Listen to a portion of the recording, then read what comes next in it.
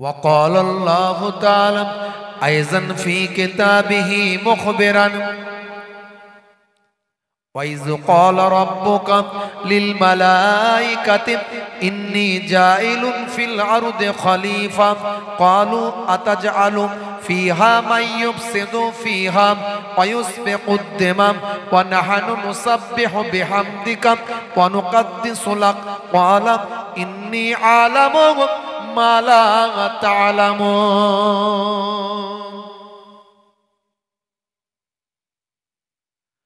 وقال النبي صلى الله عليه وسلم من تمسك بسنتي عند فساد أمتي فله أجر 100 شهيد إلى آخر الحديث أو كما قال عليه الصلاة والتسليم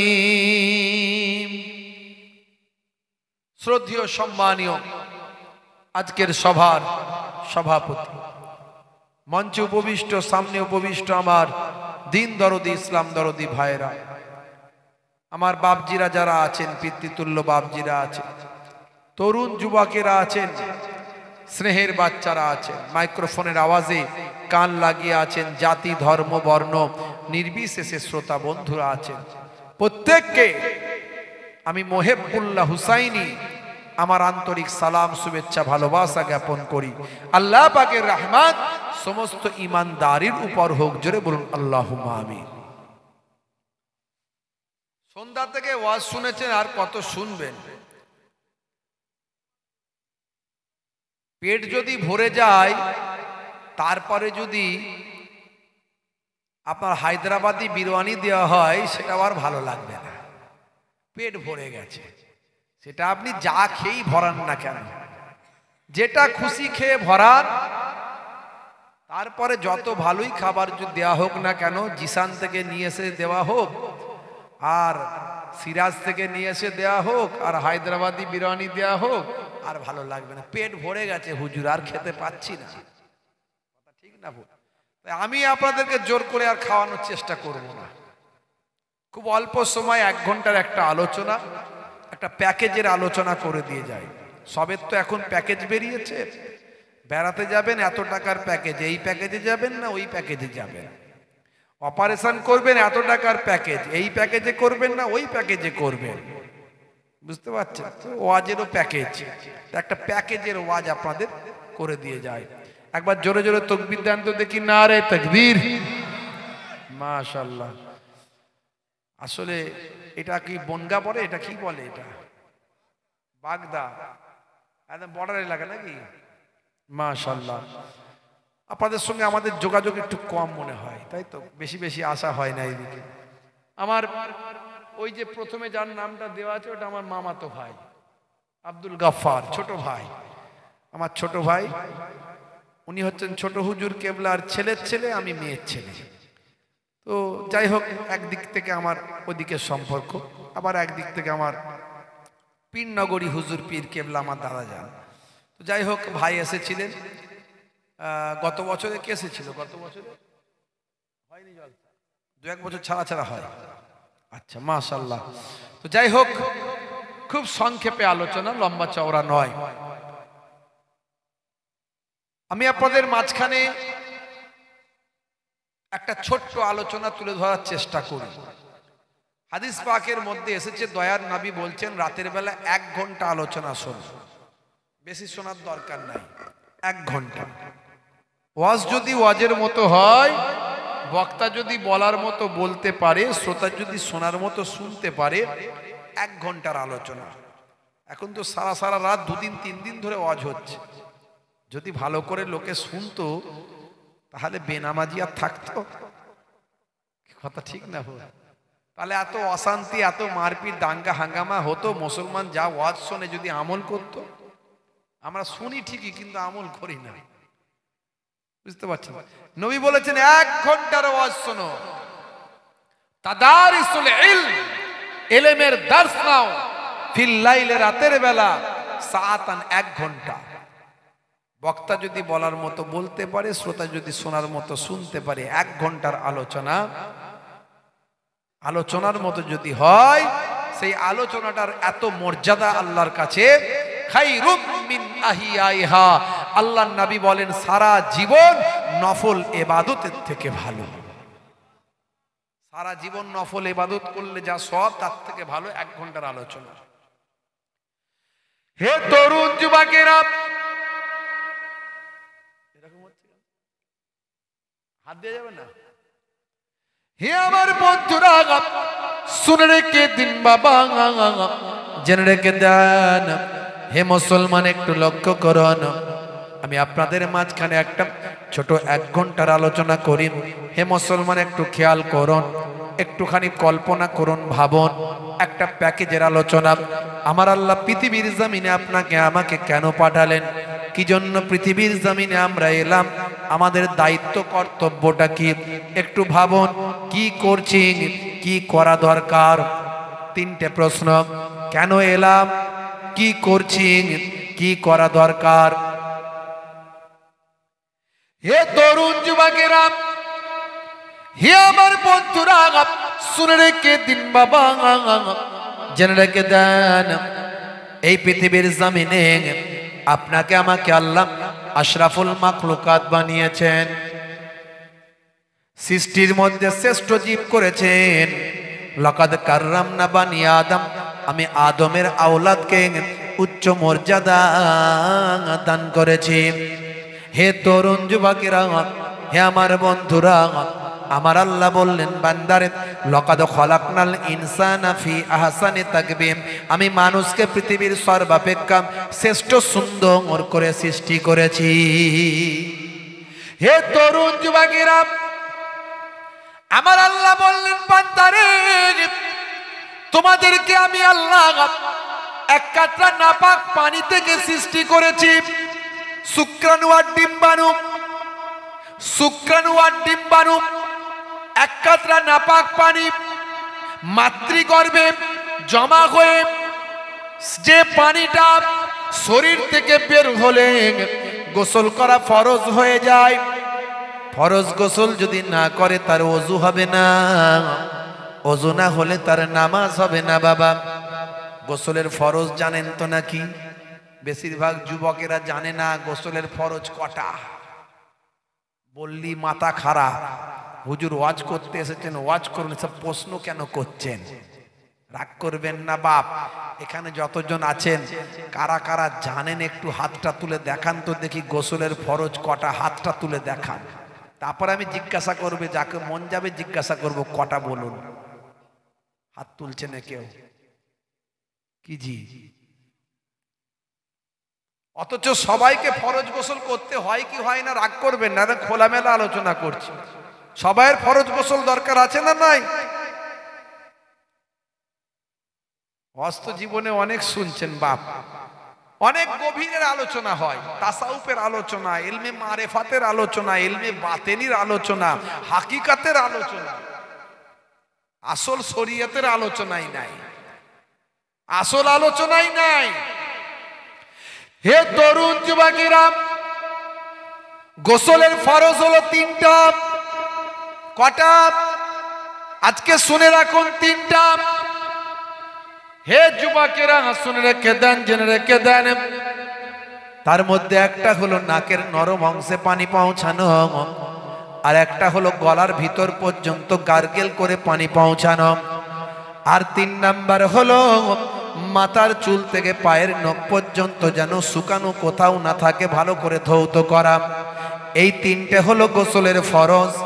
এই 3টের যদি একটাও গন্ডগোল হয়, যতই আপনি গোসল করেন, লাইফ বয় সাবান 10টা যদি মেখে শেষ করে দেন, 3 বার যদি সমুদ্রের পানিতে ডুবুক মেরে চলে আসেন, তবু আপনার গোসল হলো না।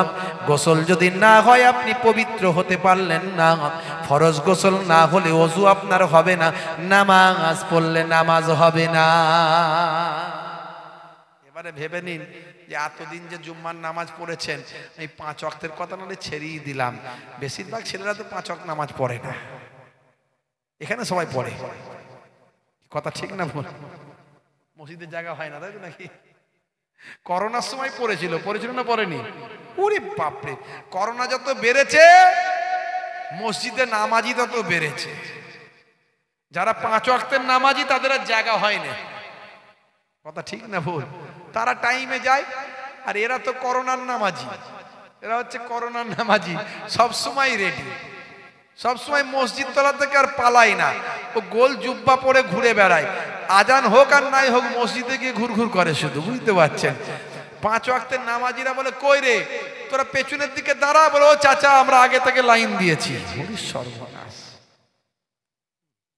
করোনার সময় নামাজি বেড়েছে, মসজিদের জায়গা হয়নি, করোনাও চলে গেছে, নামাজিও বাড়ি পৌঁছে গেছে।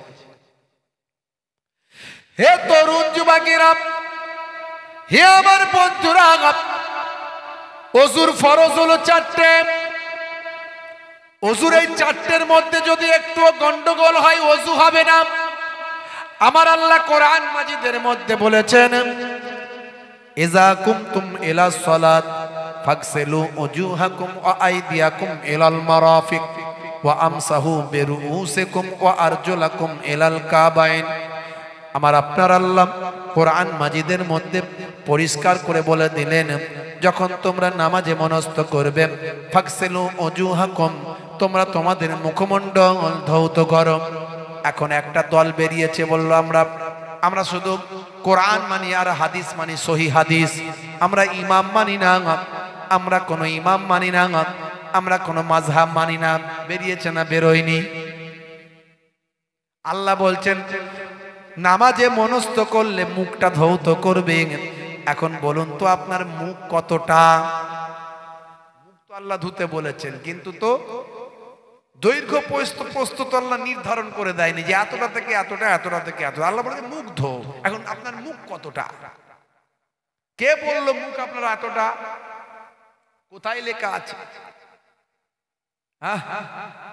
মা যখন বাচ্চাকে ভাত খাইয়ে দিয়ে বলে, দাঁড়া বাবা দাঁড়া, পালাস না, মুখটা ধুইয়ে দি, দাঁড়া মুখটা ধুইয়ে দি, দাঁড়া বাবা দাঁড়া, পালাস না, মুখটা ধুইয়ে দি। মা মুখটা ধুইয়ে দেয় কতটা? এই ঠোঁটটার এখানটা নিয়ে ধুইয়ে দিয়ে বলে মুখ ধোয়া হয়ে গেল, যা, এটাই তার মুখ। এখন আল্লাহ যে মুখ ধুতে বলেছে সেটা কতটা? কোথায় লেখা আছে? কে বলেছে? বের করে দেখাও। ডায়ে কতটা, বাঁয়ে কতটা, দৈর্ঘ্য কতটা, প্রস্থে কতটা, ওপরে কতটা, নিচে কতটা? কে বলেছে? কোথায় লেখা আছে কোরআন আর হাদিসে? দেখাও। কেন ইমাম তো মানো না, মাযহাব মানো না। ঠেলার নাম বাবাজি, ঠেলাই পড়লে শায়েখকে ফোন করে, শায়েখ ঠেলাই পড়েছি কি করব? ঠেলাই তখন শায়েখ বলে দিচ্ছে এটা করো, তখন বলছে ও শায়েখকে মানছি। তো তোরা ঠেলাই পড়লে শায়েখকে মানিস, আমরা ঠেলাই পড়লে ইমামে আজম আবু হানিফাকে মানি।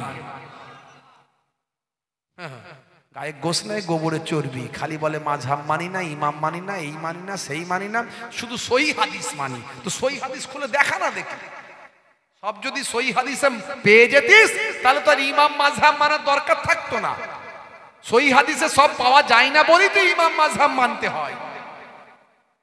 হ্যাঁ, তুমি যে পটি করছো, পটি মানে বাথরুম, পায়খানা, কতটা পরিমাণ ধৌত করলে তুমি পবিত্রতা হাসিল করতে পারবে? কোথায় লেখা আছে? দেখাও তো দেখি, কোরআন আর হাদিস খুলে দেখাও, সহি হাদিস খুলে দেখাও। হ্যাঁ, তাহারাত হাসিল করতে পারবে তুমি কতটা পরিমাণ ধৌত করলে, কিভাবে ধৌত করলে তবে তুমি তাহারাত, পবিত্রতা অর্জন করতে পারবে। দেখাও কোথায় লেখা আছে। ইমামে আজম আবু হানিফা হুজুর এর মাসালা দিয়ে দিয়েছেন। এই জন্য আমাদের প্রয়োজন হয় ইমামে আজম আবু হানিফাকে, বুঝতে পারছেন? এই জন্য আমরা মাযহাব মানি, কোরআন হাদিস থেকে ডাইরেক্ট খুঁজে পাবেন না। আপনার এখানে পুরুষ মানুষ মারা গেলে 3টে কাফন দেন, মহিলা মারা গেলে কটা? মেয়ে ছেলে মারা গেলে কটা কাফন দেন আপনারা? জোরে বলে। যুবকেরা কথা বলছে না।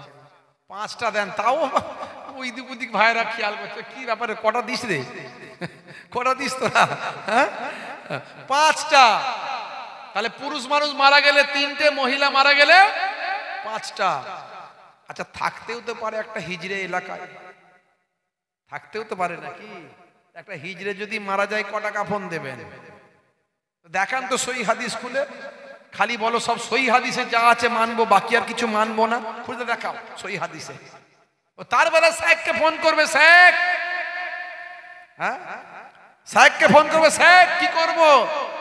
ও তুমি ঠেলাই পড়লে শায়েখকে ফোন করো, আর আমরা ঠেলাই পড়লে ইমামে আজম আবু হানিফাকে ফোন করি। বুঝতে পারছেন? ইমামে আজম আবু হানিফা আমাদের বলে দিয়ে গেছে হিজড়ে মারা গেলে কি করবে, কটা কাফন দেবে। এই জন্য আমরা মাযহাব মানি, মাযহাব ছাড়া চলা যাবে না। হে তরুণ যুবকেরা, হে আমার বন্ধুরা, শুনে রেখে দিন বাবা, জেনে রেখে দেন হে মুসলমান, আল্লাহ বললেন শোনো, আমি তোমাদেরকে এক কাতরা নাপাক পানি থেকে সৃষ্টি করেছি। সুম্মা কানা আলাকাতান ফাখালাকা ফাসাওয়া, সেই নাপাক পানিটাকে মাতৃগর্ভে আমি আল্লাহ নির্দিষ্ট টাইম পরে সেটাকে রক্তপিণ্ডে পরিণত করি, রক্তের একটা পিণ্ডতে পরিণত হয়। নাপাক পানিটা রক্তেতে কনভার্ট হয়, সেই রক্তটা কনভার্ট হয়ে আবার একটা নির্দিষ্ট সময় যাওয়ার পরে গোস্তের টুকরোতে পরিণত হয়, গোস্তের টুকরোতে পরিণত হয়ে আবার একটা সময়, নির্ধারিত সময় অতিক্রম করার পরে ওই গোস্তের টুকরো থেকে আমি আল্লাহ পঞ্চ ইন্দ্রিয় নাসিকা কর্ণ জিহ্বা ত্বক একটা শরীর তৈরি করে দিই। গোস্তের টুকরো থেকে আমি আল্লাহ পঞ্চ ইন্দ্রিয় হাত পা নাক মুখ আমি আল্লাহ তৈরি করে একটা সুন্দর মানুষ তৈরি করে দিই। হে তরুণ যুবকেরা, হে আমার বন্ধুরা, হে আমার মুরব্বিয়ানেরা, শুনে রেখে দিন বাবা, ওই মানুষটা মাতৃগর্ভে থাকে, কেবলমাত্র তার আত্মা থাকে না। আমি আল্লাহ আমার কুদরতি ক্ষমতায় মাতৃগর্ভে একটা ফারিস্তা পাঠিয়ে দিন, সেই ফারিস্তা গিয়ে ওই বাচ্চাটা শরীরে আত্মা ফুঁক দিয়ে চলে আসে, আত্মা তার শরীরে দান করে চলে আসে। এরপরে মাতৃগর্ভে সন্তান বড় হতে থাকে। শুনে রেখে দাও, জেনে রেখে দাও, হে দুনিয়ার মানুষ, তোমরা কেমন করে আমাকে অস্বীকার করো। আমি আল্লাহ কুদরতি ক্ষমতায় তোমাদের সৃষ্টি করেছি। কাইফা তাকফুরুন, তোমরা কেমন করে কুফরি করো বিল্লাহি, আমি আল্লাহর সাথে। ওয়াকুনতুম আমওয়াতান, তোমরা ছিলে মৃত, ফাআহিয়াকুম, আমি তোমাদের জীবন দিয়েছি। সুম্মা ইউমিতুকুম, আবার তোমাদের মওত দেব। সুম্মা ইউহয়িকুম, আবার তোমাদের জীবন দেব। সুম্মা ইলাইহি তুরজাউন, তোমাদেরকে আমি আল্লাহ আমার কাছে ফিরে আসতে হবে, মরতে হবে, তার মানে আমি আল্লাহর কাছে ফিরে আসতে হবে। কষ্ট হচ্ছে আপনাদের মনে হচ্ছে? হ্যাঁ, ঠান্ডায় জড়ো হয়ে যাচ্ছে, কথা ঠিক না ভুল? খুবই সংক্ষেপ করে বলি, একদম ছোট করে। আমার আল্লাহ এত সুন্দর করে মানুষ সৃষ্টি করে, এত সুন্দর করে মানুষ তৈরি করলেন, তৈরি করে আল্লাহ বললেন শোনো হে মানুষ, তোমাদেরকে আমি আল্লাহ বেকার সৃষ্টি করি নাই, তোমাদেরকে আমি আল্লাহ সৃষ্টি করেছি আমার ইবাদত করার জন্য। ইবাদত হবে কার? জোরে বলেন কার? আল্লাহর হবে না কোনো বাবার, হ্যাঁ? আল্লাহর হবে না বাবার, হ্যাঁ, কোনো দরগার। কার হবে ইবাদত? গাছের, পাহাড়ের, সমুদ্রের। ইবাদত করবেন কার? আল্লাহ বলছেন বান্দারে, তোমাদেরকে আমি আল্লাহ আমার ইবাদত করার জন্যই সৃষ্টি করেছি। মা খলাকতুল জিন্না ওয়াল ইনসা ইল্লা লিয়াবুদুন। জোরে হবে না? এই কারা কারা ফুরফুরা শরীফ গেছেন হাত তোলেন তো দেখি, কতজন গেছে? এই কজন মাত্র গেছেন? মাশাআল্লাহ, মাশাআল্লাহ। দাদা হুজুর কেবলার রওজায় গেছেন, জিয়ারত করে এসেছেন। বাবা হক জায়গা। হে তরুণ যুবকেরা, হে আমার বন্ধুরা, শুনে রেখে দিন বাবা, জেনে রেখে দেন, আল্লাহ বললেন বান্দারে, আমি তোদের ইবাদত করার জন্যই সৃষ্টি করেছি। ইবাদত ছাড়া অন্য কোনো উদ্দেশ্যে আমি তোমাদের সৃষ্টি করি নাই। এখন বলুন তো, ইবাদত মানে আমরা জানি নামাজ, রোজা, হজ, যাকাত। এখন রাত দিন কি আমরা তাহলে ইবাদত করব? কাজকর্মগুলো কখন করব? ব্যবসা বাণিজ্য, চাকরি বাকরি, বিবি বাচ্চা, আলাউলাদ, ছেলে মেয়ের দেখাশোনা কিভাবে করব? ভালো করে শুনবেন, প্যাকেজের ওয়াজ করছি। হে তরুণ যুবকেরা, আল্লাহ বললেন ইবাদতের জন্যই সৃষ্টি করেছি। ইবাদত মানে আমরা নামাজ, রোজা, হজ, যাকাত, তেলাওয়াত, এগুলোই বুঝি সংসার ধর্ম, কাজকর্ম, ব্যবসা বাণিজ্য, এগুলো কি হবে? মনে রাখবেন, এই ধারণাটা আমাদের পাল্টাতে হবে।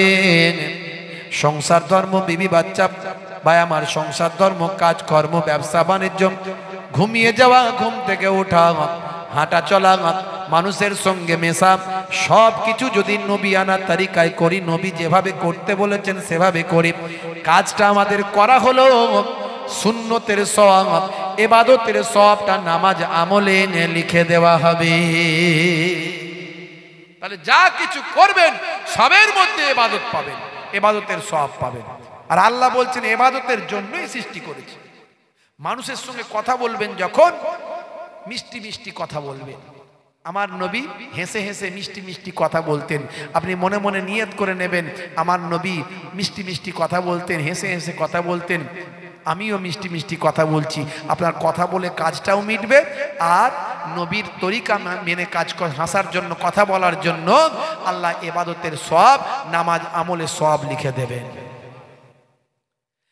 আপনি যখন ঘুমাবেন ডান দিকে কাত হয়ে ঘুমাবেন। আল্লাহর নবী ডান দিকে কাত হয়ে ঘুমাতে বলেছেন। আপনি যখন খাবেন পরিমিত খাবার খাবেন, গলা পর্যন্ত খাবেন না। ক্ষুধা লেগেছে অনেক, কিন্তু গলা পর্যন্ত টেনে খাবেন না। খাবেন আপনি তিনটে ভাগে ভাগ করে পেটটাকে তিনটে ভাগে ভাগ করে খাবেন। একটা ভাগে খাবার দেবেন, একটা ভাগে পানি দেবেন, একটা ভাগ ফাঁকা রাখবেন। মেশিনটা ঠিকঠাক ঘুরবে, হজমটা ঠিকঠাক হবে। এইভাবে যদি আপনি খান, খাদ্যের অপচয় হবে না, আপনার অর্থেরও অপচয় হবে না, আর শরীর আপনার নষ্ট হবে না, পেটের ক্ষতিও আপনার হবে না। হজম শক্তি আল্লাহ বাড়িয়ে দেবেন, পেটের বিমারি তেমন আসবে না। আমাদের ক্ষুধা লাগলে গলা পর্যন্ত খায়, আবার বিয়ে বাড়ি গেলে পকেটে পেঁয়াজ নিয়ে যায়, আছে না? নাই। গিয়ে বলে নান পুরি, বলে দাও তাড়াতাড়ি। তারপরে বিরিয়ানি, বলে কখন আসবে, আর করো না দেরি। উনি সর্বনাশ, খালি বলছে নিয়ে আয়, যা আছে সব খেয়ে শেষে বলছে কি আছে ভাই? বলে আর তো জায়গা নাই, কি করা যায়, আছে কিছু ভাই? বলে বড় বড় রসগোল্লা। তাই বলে দে ভাই, দু চারটে চালাই। বলে সেটাও চালিয়ে দেয়। গলা পর্যন্ত ফিল আপ হয়ে একতলা, দোতলা, তিনতলা হয়ে গিয়ে চিলেকোটা পর্যন্ত সেটাও ফাঁকা রাখে না। চিলেকোটাটাও ফিল আপ করে দিয়ে বলে দই, থামস আপ, কোল্ড ড্রিঙ্কস যা আছে নিয়ে আয়, একটু মজা করে খাই। শেষে গলা পর্যন্ত চালিয়ে দিয়ে বলে পেটটা যেন ভুটভাট করছে, একটু র্যান্টাক আর জিন ট্যাক চাই, আছে না? নাই। নবী বলছেন খাবে যখন পেটটাকে তিনটে ভাগে ভাগ করে খাবে। হে তরুণ যুবকেরা, চেটে পুচে খাবে, খাবার শেষে চেটে পুচে খাবে।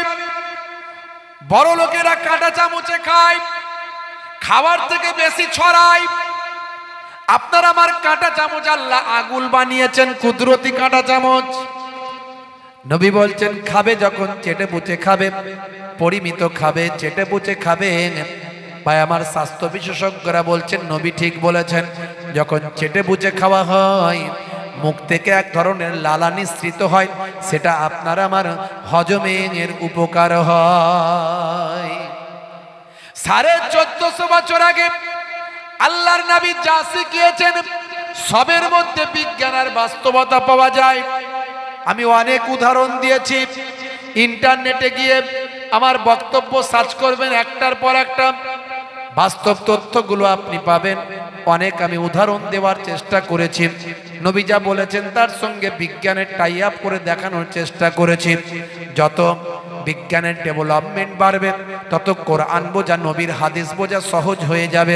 দয়ার নবী বলেছেন, হে দুনিয়ার মানুষ শুনে রেখে দাও, তোমরা যখন পানি পান করবে অবশ্যই বসে পানি পান করো।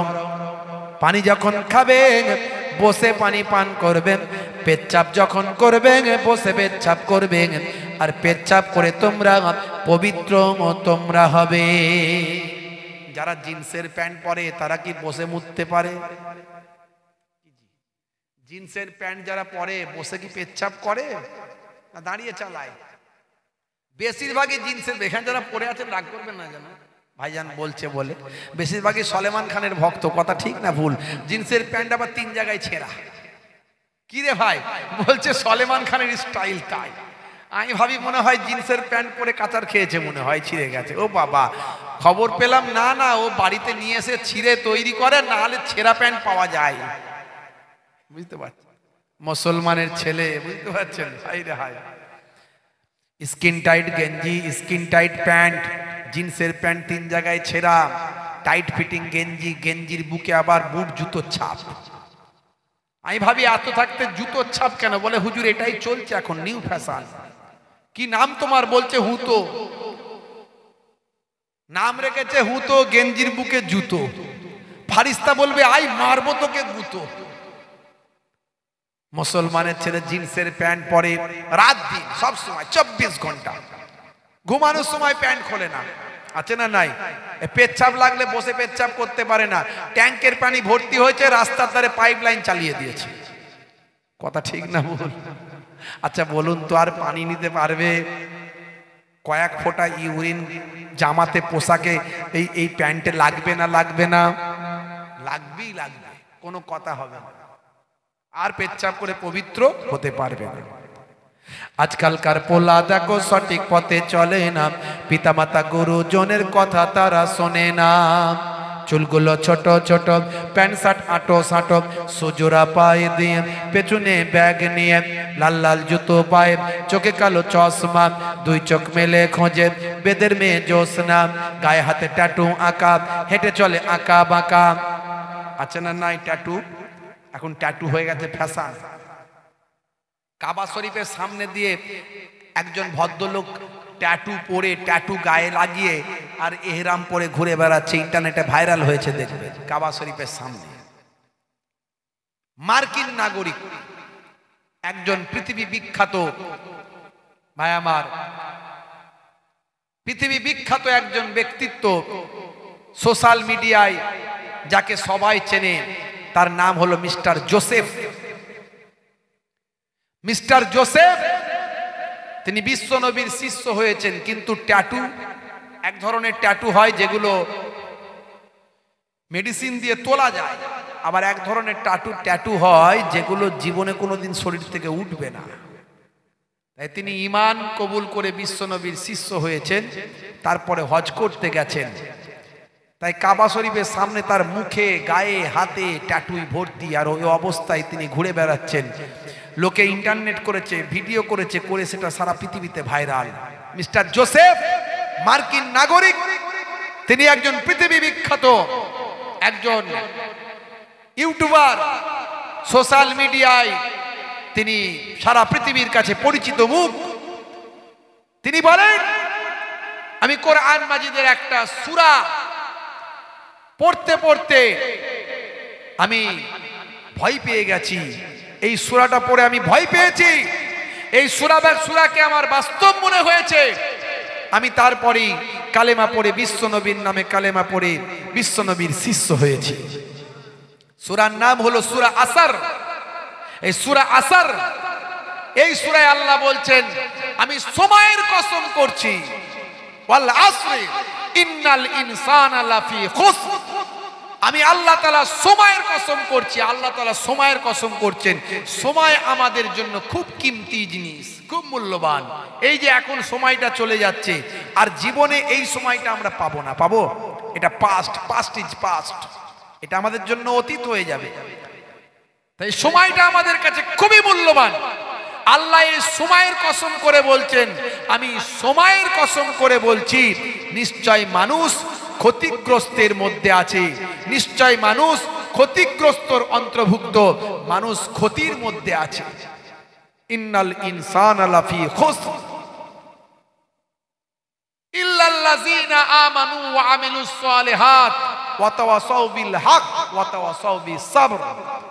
ওই তারা ব্যতীত ওই সমস্ত মানুষেরা যারা ঈমান এনেছে এবং নেক আমল করেছে, যারা হকের পথে আছে এবং সত্যের পথে আছে, তারা ক্ষতিগ্রস্ত নয়। জোরে বলুন সুবহানাল্লাহ।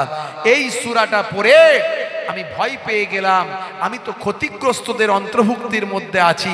সত্যিই তো সময় নিয়ে গবেষণা করলাম, তারপরে আমি নবীর নামে কালেমা পড়ে বিশ্ব নবীর শিষ্য হয়ে গেলাম। ট্যাটু হাতে দেয় মুসলমানের ছেলে, গায়ে হাতে ট্যাটু আঁকা, হেঁটে চলে আঁকা বাঁকা, কাছে গেলে দেখা যায় সুস্থ ছেলে না, কাছে গেলে দেখা যায় সুস্থ ছেলে না, তিরঙ্গার দুর্গন্ধে টেকা যায় না, তিরঙ্গার দুর্গন্ধে টেকা যায় না। আজকালকার পোলা দেখো সঠিক পথে চলে না, পিতামাতা গুরুজনের কথা তারা শোনে না। মুসলমানের ছেলে দেখবেন নেশাখোর, পাত্তাখোর, গাঁজাখোর, সিগারেট তো চালায়, মাঝে মাঝে লাল পানিও খায়, আছে না নাই? আবার কেউ বললে কিরে মদ খাচ্ছিস, হুজুররা খাওয়াকাই বলে মেডিকেল জুস, ডাক্তার খেতে বলেছে শরীর স্বাস্থ্য ভালো হবে, মদকে মেডিকেল জুস বলে চালায়। বাঁশবাগানের ধারে, পুকুরের পারে, নদীর ধারে যখন 3-4 বন্ধু মিলে চানাচুর ভাজা মুরগির কষা দিয়ে খায়, তখন আবার বলে জানিস না হুজুররা বলে ও যে কি বলে, কিছু খেলে বিসমিল্লাহ বলতে হয়। বিসমিল্লাহ বলেছিস? বিসমিল্লাহ বল, বিসমিল্লাহ বল। মুসলমানের ছেলে, হাই রে হাই, রাগ করবেন না বাপ। আবার যেখানটা বসবে, এখন কিছু তিরঙ্গা গুটকা দেখবেন, ভালো চলছে ধান্দা, খাচ্ছে রজনীগন্ধা, কারবারে অশান্তি, চালাচ্ছে শান্তি, মন করবে কমল, খাচ্ছে ওরা বিমল। ও যেখানটা বসবে সেখানটা চষে দিয়ে বেরিয়ে যাবে, পুচ পুচ পুচ পুচ। 12 বছর ঘাস জন্মাবে না, বুঝতে পারছেন? 12 বছর ঘাস জন্মাবে না, জিভ, ঠোঁট, দাঁত সব এক করে ফেলেছে। কিছু কিছু ছেলে দেখতে পাই তো রাস্তাঘাটে, দেখা করতে আসে, মাঝে মাঝে কথা বলে, জিভ, ঠোঁট, দাঁত এক করে ফেলেছে, কিছু বললে মনে দুঃখ পেয়ে যাবে। আমি অজেতে এগুলো বলি, দেখবেন ওদের বড় করে হাঁ করতে বললে হাঁ করতে পারবে না। যারা অতিরিক্ত এই ডাস্ট গুলো খায়, হাঁ করতে পারবে না। এদিকের 2 দিকের লাগাম সব, মানে 2 দিকের মুখের এগুলো সব ছিঁড়ে যাবে, কেটে যাবে, রক্ত বেরিয়ে যাবে।